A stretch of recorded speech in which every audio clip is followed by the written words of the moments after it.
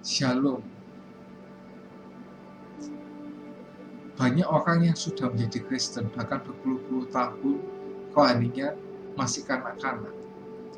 Firman Tuhan sudah didengar, bukan hanya pada waktu hari Minggu saja. Mungkin bisa lebih dari satu kali dalam satu minggu mendengar firman Tuhan, tapi nyatanya firman itu tidak pernah dilakukan dalam hidupnya, sehingga orang yang sudah percaya kepada Kristus itu tidak ubahnya seorang dunia. Itu hatinya degil itu ya. Mereka udah percaya, udah diomongin berkali-kali, tapi pada akhirnya nggak pernah mau melakukan. Ketika firman Tuhan menemplak hidupnya dan ditegur ketika berbuat dosa, orang itu menjadi marah sehingga tidak mau beribadah lagi. Seharusnya dengan bertambahnya usia dan dengan kita kepada Tuhan Yesus, iman kita itu semakin besar dan benar atau sejati. Maka itu di Ibrani 5 ayat yang ke-12 dikatakan, sebab sekalipun kamu ditinjau dari sudut waktu, seharusnya kamu sudah menjadi pengajar. Kamu masih perlu diajarkan asas-asas pokok dari pernyataan Allah. Kamu masih memerlukan susu, bukan makanan keras. Makanan keras itu apa? Makan dagingku dan darahku. Seperti yang ada di Yohanes 6 ayat 53 sampai 56, dilanjutkan ayat 61 dan ayat yang 60.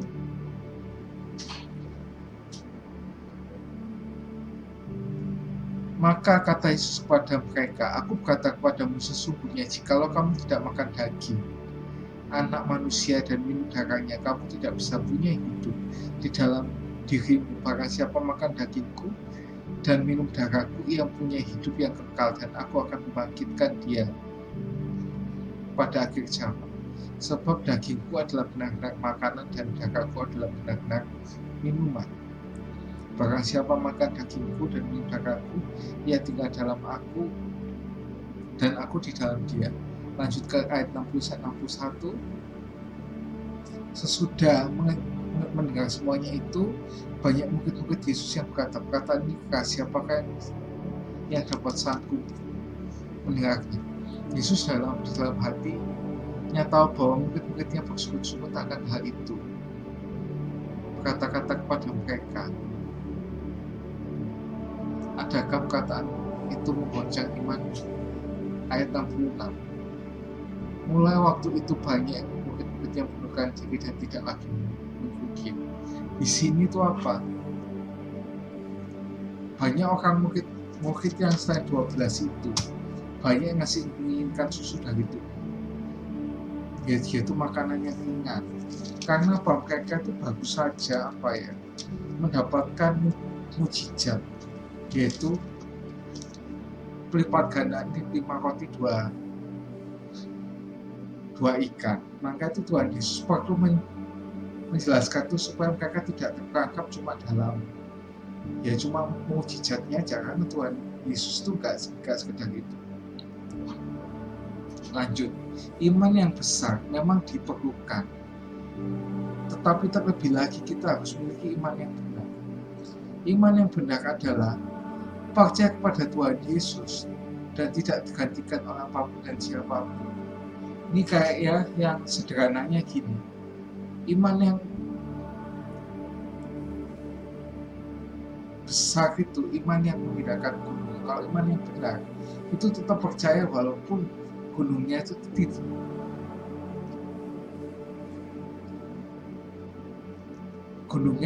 tidak pindah.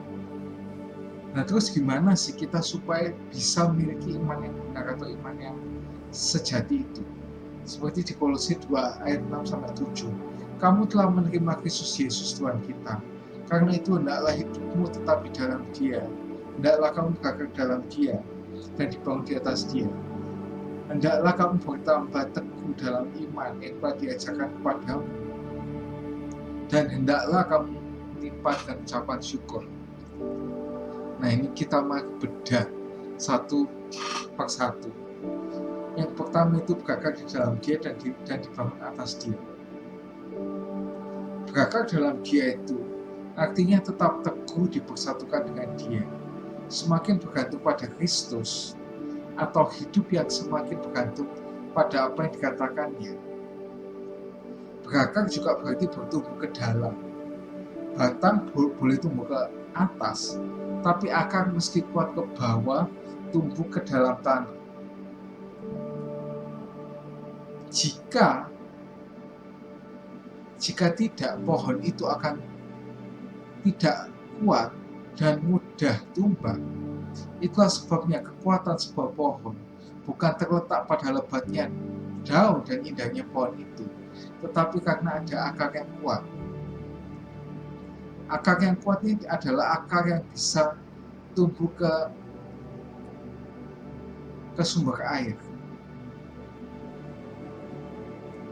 Banyak halangan dari akar ini untuk mencari sumber air.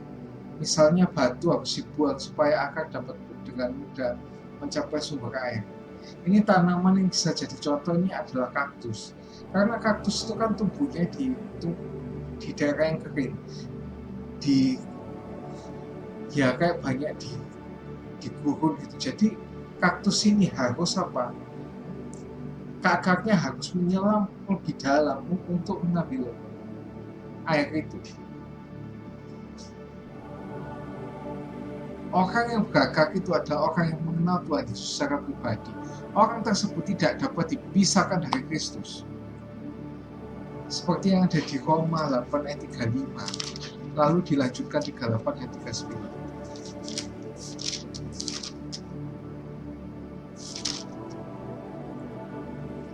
Siapakah yang dapat memisahkan kita dari kasih Kristus? Penindasan, atau kesesakan, atau penganiayaan, atau kelaparan, atau ketelanjangan, atau bahaya, atau pedang. Seperti ada tertulis, oleh karena engkau kami ada di dalam bahaya maut sepanjang hari.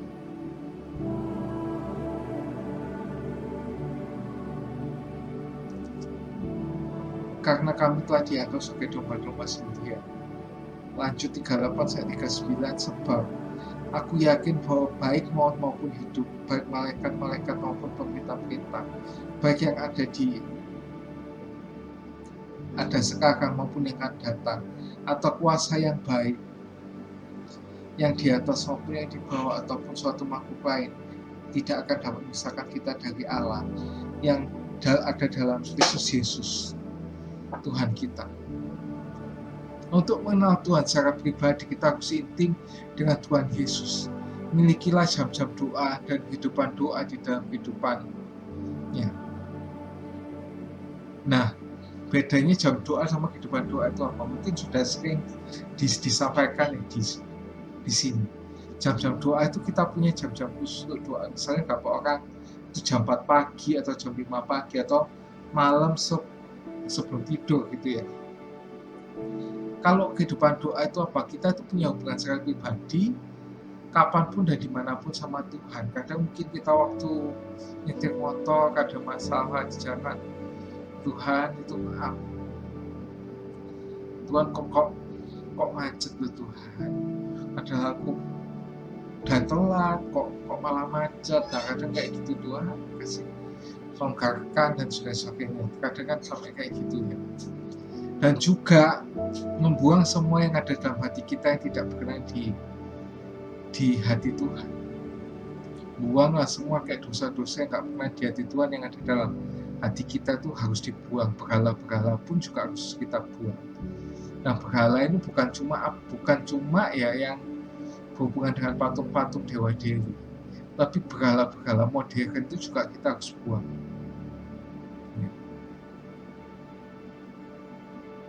Nah, ini contoh orang yang hidup gagah di dalam Tuhan itu siapa? Maria, seperti ada di Lukas 10 ayat 38 sampai 42.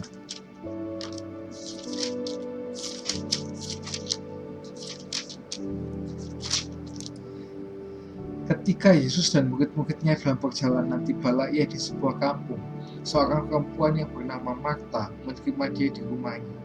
Perempuan itu mempunyai seorang saudara yang bernama Maria. Maria ini duduk di dekat kaki Tuhan dan terus mendengarkan perkataannya. Sedang Marta sibuk sekali melayani, ia mendekati Yesus dan berkata, Tuhan, tidakkah kau peduli bahwa saudaraku membiarkan aku melayani seorang diri? Suruhlah dia membantu. Tetapi Tuhan menjawabnya, Marta, Marta, engkau khawatir dan menyusahkan diri dengan banyak perkara. Tapi yang satu yang perlu, Maria telah memilih bagian yang terbaik, yang tidak akan diambil daripadanya. Di sini Tuhan Yesus nangis karena terganggu bersama. Bukan, beda lagi tuh ya. Yang kedua ya, Tuhan Yesus bisa menangis di Yohanes 11 ya. Ternyata beda cerita. Salah baca di situ. Di Yohanes 11 ayat 32 sampai 35. Setibanya Maria di tempat Yesus berada dan melihat dia, tersungkurlah ia di depan kakinya dan berkata kepadanya, Tuhan, sekiranya engkau ada di sini, saudaraku pasti tidak akan mati. Ketika Yesus melihat Maria menangis dan juga orang-orang Yahudi yang datang bersama-sama dengan dia, maka masih hatinya ia sangat terganggu dan berkata, di manakah dia kamu bagikan? Dan berkata, Tuhan, marilah diam dan lihatlah. Maka menangislah Yesus. Di sini apa? Maria seperti itu berakar, maka itu membuat Tuhan Yesus, karena pertumbuhannya Maria itulah yang Tuhan Yesus diam sampai bisa Tuhan Yesus nangis itu. Kalau dibangun di atas dia itu apa maksudnya? Artinya kita harus hidup dengan selaras apa yang Tuhan kehendaki. Caranya adalah membaca firman Tuhan dan merenungkannya dan juga melakukannya. Dibangun artinya nampak atau nampak itu apa? Berupa kehidupan atau karakter Kristus yang nampak dalam diri kita. Kita tuh di sini alurnya gimana sih? Melakukan firman Tuhan, nyangkal diri, menderita, berhenti berbuat dosa. Dan apa sih menderita yang dikehendaki? Ada di 1 Petrus 4 ayat 1 sampai 4.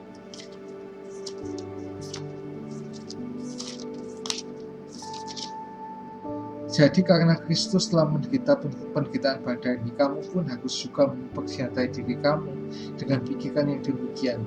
Karena barang siapa telah menderita penderitaan badani, ia telah berhenti berbuat dosa, supaya waktu yang sisa jangan kamu pergunakan menurut keinginan manusia, tapi menurut kehendak Allah.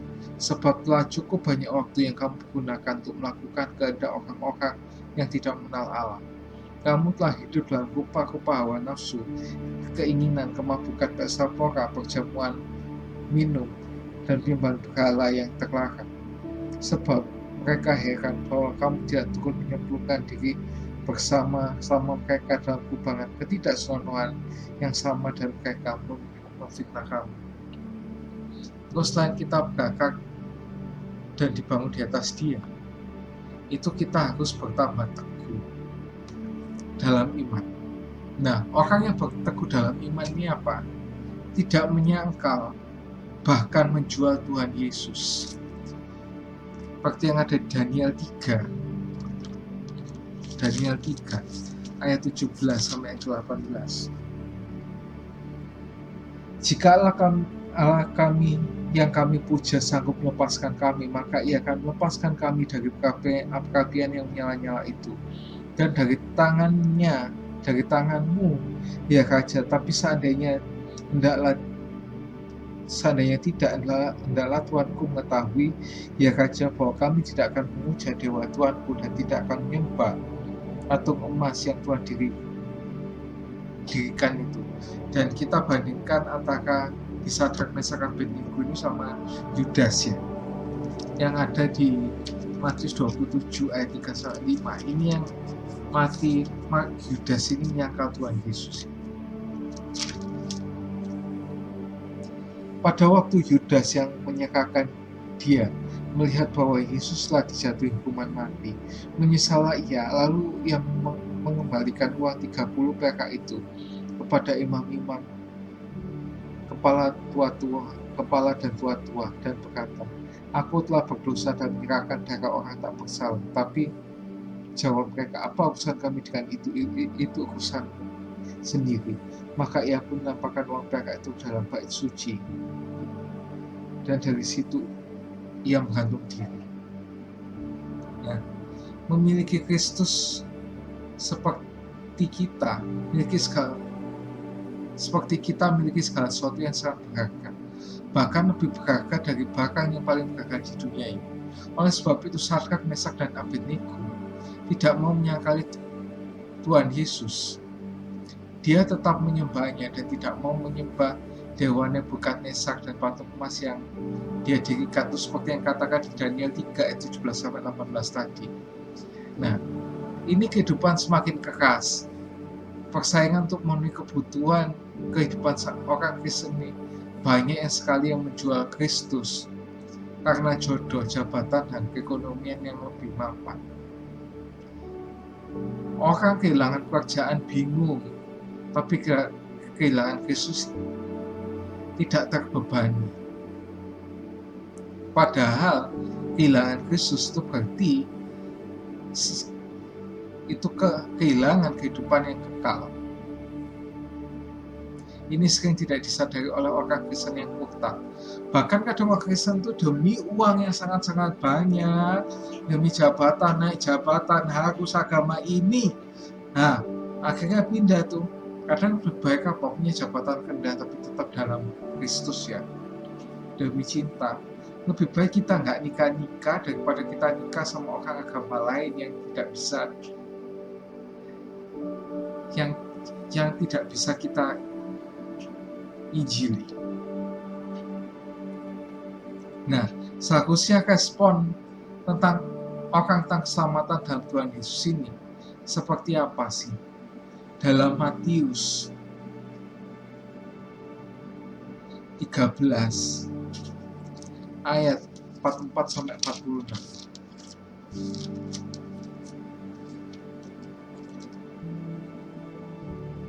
Hal kerajaan surga itu seumpama harta yang terpendam di ladang, yang dipertemukan orang lalu dipendamkannya lagi.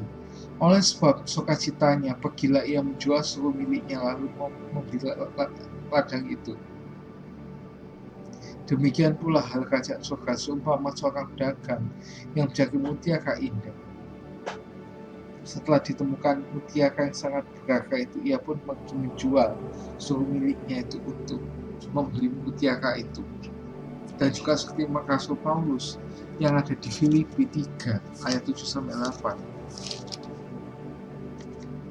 Filipi 3 ayat 7-8. Tetapi apa yang dahulu kuanggap keuntungan bagiku, sekarang kuanggap rugi karena Kristus. Malahan segala sesuatu kuanggap rugi karena pengenalan akan Kristus, Yesus Tuhanku lebih mulia daripada segalanya. Oleh karena dialah aku telah melepaskan semuanya itu dan menganggapnya sampah, supaya aku memperoleh Kristus. Nah, ini kalau orang yang menjual Yesus itu pasti meninggalkan imannya.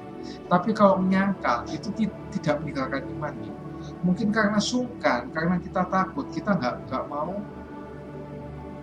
mengaku Tuhan Yesus sebagai Tuhan dan Juru Selamat. Atau mungkin kalau tanyain dia, kamu Kristen ya? Ya, aku cuma Kristen KTP kok. Aku nggak sampai yang gimana-gimana, aku nggak sampai pelayanan, aku nggak paham isinya Alkitab, aku bukan pendeta dan sebagainya. Kadang kayak gitu. Orang menyangkal Tuhan Yesus itu gitu, tapi dia nggak sampai meninggalkan benar-benar. Baru kalau menjual Yesus, iya saya menjual benar-benar. Kan kayak beberapa bulan yang lalu, 2 bulan yang lalu itu kan, 2 bulan sampai 3 bulan yang lalu itu kan ada film yang benar-benar kan menunjukkan hal ini. Film Lasapo kayak benar-benar apa ya, yang benar-benar membuat orang itu mengerti gitu loh. Kan itu sudut, itu film Yesus, Tuhan Yesus, tapi dalam sudut pandang Petrus dan Yudas.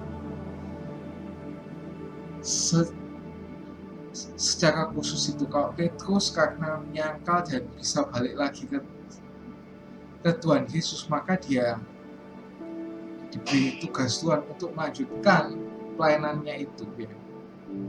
Dan Yudas selesai lah waktu itu di atas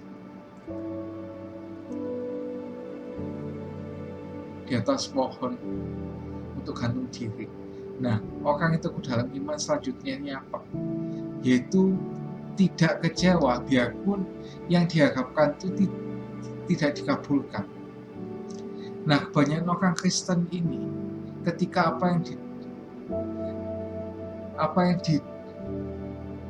didoakan itu tidak dikabulkan, pasti marah dan hidup malah jauh dari Tuhan. Nah, di sini kita belajar dari Rasul Paulus yang ada di 2 Korintus 12 ayat 7 sampai 10.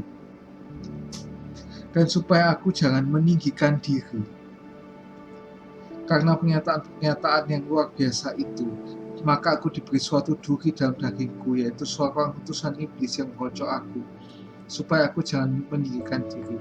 Tentang hal itu aku sudah 3 kali berseru kepada Tuhan, supaya utusan iblis itu mundur daripadaku. Tapi jawab Tuhan kepadaku, cukuplah kasih karuniaku bagiku, sebab justru dalam kelemahanlah kuasaku menjadi sempurna. Sebab itu aku lebih suka bermegah atas kelemahanku, supaya kuasa Kristus turun menaungi aku. Karena itu aku senang dan rela di dalam kelemahan, di dalam siksaan, dan di dalam kesukaran, di dalam penganiayaan dan kesesakan, oleh karena Kristus. Sebab jika aku lemah, maka aku kuat. Nah, di sini Rasul Paulus tidak kecewa, biarpun Tuhan tidak mengabulkan doanya. Dia mengetahui bahwa rancangan Tuhan atas hidupnya itu adalah yang terbaik. Nah, seperti yang dikatakan di Yeremia 29 ayat 11, ini banyak orang yang salah mengerti ayat ini. Sebab aku ini mengetahui rancangan-rancangan apa yang ada padaku mengenai kamu, demikianlah firman Tuhan, yaitu rancangan damai sejahtera dan bukan rancangan kecelakaan, untuk memberikan kepadamu hari depan yang penuh harapan. Ini tuh sama kayak tadi omongan Rasul Paulus di ayat yang ke-9 sampai ayat yang ke-10. Sebab itu aku terlebih suka bermegah atas kelemahanku, yaitu dia ada damai sejahtera, supaya kuasa Kristus turun menaungi aku. Ini bukan rancangan kecelakaan dan hari depan yang penuh harapan. Nah, di sini Paulus itu apa? Bermegah atas kelemahan, yaitu Paulus itu bisa ada damai sejahtera di dalam hatinya. Meskipun ada masalah terus menerus, tapi supaya kuasa Kristus turun menaungi aku, itu karena Tuhan punya rencana yang terbaik untuk Paulus, dan itu bukan rancangan kecelakaan, sehingga menghasilkan apa? Hari depan yang penuh pengharapan. Lalu apa? Karena itu aku senang dan rela dalam kelemahan, dalam siksaan, dalam kesukaran dan penganiayaan. Oleh karena Kristus, sebab aku lemah jika aku kuat. Maka itu juga bukan rancangan kecelakaan dan hari depan yang penuh pengharapan. Dan yang terakhir dari 3 hal tadi itu, dari berakar dan dibangun di atas Dia, terus bertumbuh dalam iman, dan yang terakhir kita harus mengucap syukur.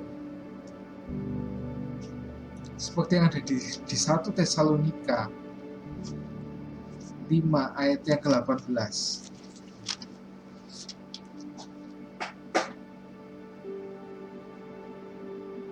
Mengucap syukurlah dalam segala hal, sebab itulah yang dikehendaki Allah di dalam Kristus Yesus bagi kamu. Gak gampang loh untuk mengucap syukur kalau hampir semuanya tidak baik. Mengucap syukur bukan karena semua keadaan baik, namun karena engkau bisa melihat kebaikan di setiap keadaan. Mengucap syukurlah senantiasa. Nah, kenapa sih kita itu harus bisa mengucap syukur itu? Yang pertama itu, mengucap syukur itu dikehendaki oleh Allah, seperti yang ada di 1 Tesalonika 5 ayat 18 tadi itu. Mengucap syukurlah dalam segala hal, sebab itulah yang dikehendaki Allah di dalam Kristus Yesus bagi kamu. Yang kedua, kenapa kita harus mengucap syukur? Yaitu ada kekuatan. seperti yang ada dalam kitab Habakuk 3 ayat 17 sampai 19. Ini ayatnya sangat terkenal ya, kalau ayat ini juga sama kayak yang tadi itu. Sekalipun pohon angka tidak berbunga, pohon anggur tidak berbuah, hasil pohon zaitun mengecewakan, sekalipun ladang-ladang tidak menghasilkan bahan makanan, kambing domba terhalau dari kurungan, dan tidak ada lembu sapi di dalam kandang. Namun aku akan bersorak-sorak di dalam Tuhan, berhias di dalam Allah yang menyelamatkan aku. Allah Tuhanku itu kekuatanku, Ia membuat kakiku seperti kaki kusa, Ia membiarkan aku berjejak di bukit-bukitku. Nah, ini kita kalau mengucap syukur itu pasti ada kekuatan untuk kita tuh menghadapi semua hal-hal yang kita anggap buruk, kayak masalah dan sebagainya itu. Yang ketiga, kenapa kita harus mengucap syukur itu karena ada jalan keluar, atau biasanya yang instan itu disebut mujizat. Ayo kita baca dalam Yohanes 6 ayat 11 sampai yang ke-12. Lalu Yesus mengambil roti itu, mengucap syukur dan membagi-bagikannya kepada mereka. Di situ demikian juga dibuatnya dengan ikan-ikan itu sebanyak yang mereka kehendaki. Walaupun ini nggak bisa langsung, tapi ini suatu saat nanti Tuhan pasti akan memberikan jalan keluar. Nah, terus orang yang dewasa rohani itu akan menghasilkan buah apa aja sih di dalam hidupnya, terutama karena mengucap syukur ini dan karena hal-hal lain tadi itu ya, yang sudah disebutkan tadi itu, yaitu buah pertobatan, yaitu dibaptis ya, seperti dalam Matius 3 ayat 11a. Aku membaptis kamu dengan air sebagai tanda pertobatan. Nah, orang dibaptis itu sebagai tanda pertobatan, bukan sebagai prasyarat keselamatan, cuma sebagai prasyarat pelayanan di gereja, yaitu bukan sebagai tanda keselamatan. Itu sebagai buah pertobatan. Kita kalau bertobat ya kita awalnya menunjukkan kalau dibaptis, tapi cuma sekali aja ya. Yang kedua yaitu buah jiwa-jiwa, yaitu menginjil, seperti yang ada di Yohanes 4 ayat 35 sampai 30. Bukankah aku telah mengatakan 4 bulan lagi tibalah musim menuai, tapi aku berkata kepadamu, lihatlah sekelilingmu dan pandanglah ladang-ladang sudah menguning dan matang untuk dituai.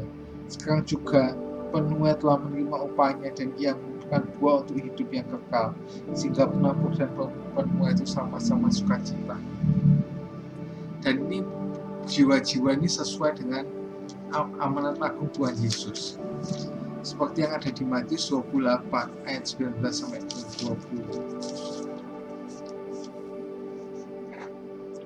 Karena itu, pergilah dan jadikanlah semua bangsa muridku dan baptislah mereka dalam nama Bapa, Anak, dan Roh Kudus.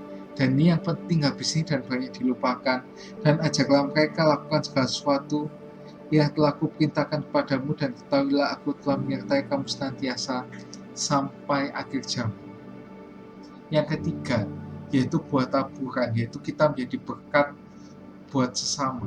Sekarang ada di 2 Korintus 9 ayat yang ke-10. Itu menghasilkan buah kebenaran atau suka menabur. Kita baca di 2 Korintus 9 ayat yang ke-10.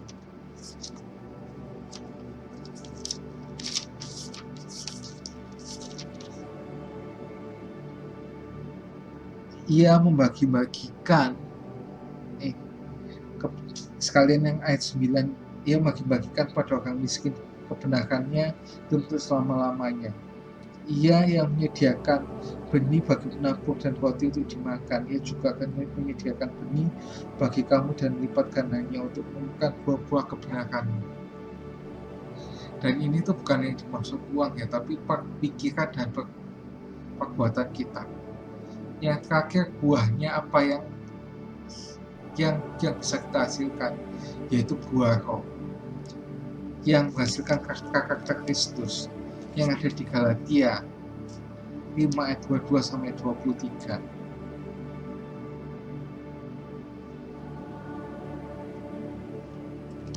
Galatia 5 ayat 22 sampai 23. Tapi buah roh ialah kasih, sukacita, damai sejahtera, kesabaran, kemurahan, kebaikan, kesetiaan, kelemah lembutan, penguasaan diri. Tidak ada hukum yang menentang hal itu. Nah, terus lanjut, apa yang diterima orang yang dewasa rohani ketika di dalam dunia ada di Yohanes 15 ayat 7. Memang hari ini banyak buka ayat dan sangat panjang materinya. 15 ayat yang ke-7. Jikalau kamu tinggal di dalam aku dan firmanku tinggal di dalam kamu, mintalah apa saja yang kamu kehendaki dan kamu akan menerimanya. Di sini bukan apa yang dikehendaki, tapi yang kita butuhkan, yang dikehendaki untuk pemenuhan kekencanaan Allah itu ya. Yang maksudnya bukan sekedar itu minta kita dikasih secara enak, kita minta apa, minta uang banyak kita tiba-tiba kasih, enggak kayak gitu ya. Nah itu kan yang di bumi. Kalau di surga apa? Yang di surga adalah mahkota, dan mahkota ini ada 5 ya. Yang pertama itu mahkota abadi, seperti yang ada di 1 Korintus 9 ayat yang ke-25. Tiap-tiap orang turut mengambil bagian dalam pertandingan, menguasai dirinya dalam segala hal. Mereka berbuat demikian untuk memperoleh sebuah mahkota yang fana, tapi kita untuk memperoleh segala sesuatu mahkota yang abadi. Nah, mahkota abadi ini diberikan untuk orang yang melatih pengendalian diri dan berjuang untuk menjadi yang terbaik yang kita bisa untuk Tuhan. Ini tuh kayak kita menyangkal diri gitu loh. Menyangkal diri gitu loh. Kita nggak mau ngamuk, kita nggak mau apa, nggak sampai kita mendukakan hatinya Tuhan. Yang kedua, mahkota kemegahan, seperti yang ada di 1 Tesalonika 2 ayat ke-19. Sebab siapakah pengharapan kami atau sukacita kami atau mahkota kemegahan kami di hadapan Yesus Tuhan kita pada waktu kedatangannya kalau bukan kamu? Diberikan untuk memenangkan orang lain bagi Kristus. Kalau kita menginjil dan kita bisa memenangkan jiwa, kita bisa mendapatkan mahkota ini. Tapi bukan maksa ya, tapi benar-benar orang itu digerakkan oleh Roh Kudus untuk menerima Tuhan Yesus sebagai Tuhan dan Juru Selamat, bukan karena juga sungkan sama kita itu. Yang ketiga itu mahkota kebenaran. Dalam 2 Timotius 4 ayatnya 8. Sekarang telah tersedia bagiku mahkota kebenaran yang dikaruniakan kepadaku oleh Tuhan, Hakim yang adil pada harinya, tetapi bukan hanya kepadaku, melainkan juga pada semua orang yang rindukan kedatangannya. Mahkota kebenaran ini diberikan orang yang merindukan kedatangan Kristus. Yang kedua, kalau kita benar-benar merindukan kedatangan Tuhan Yesus itu, ya pasti kita akan dapatkan mahkota itu. Yang keempat, yaitu mahkota kehidupan. Ini ada lagunya ya populer sekali. Ini ada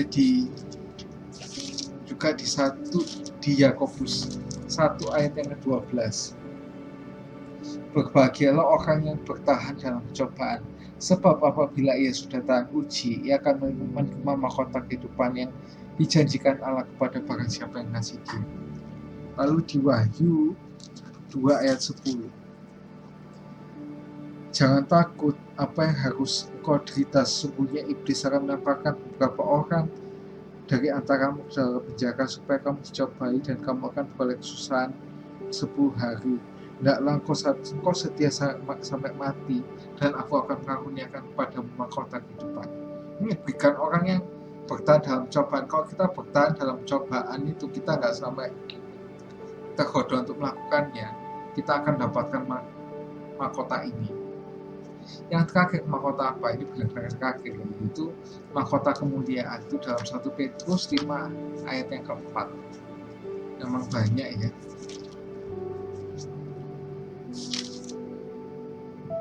Maka kamu apabila Gembala Agung datang, kamu akan menerima mahkota kemuliaan yang tidak dapat lain.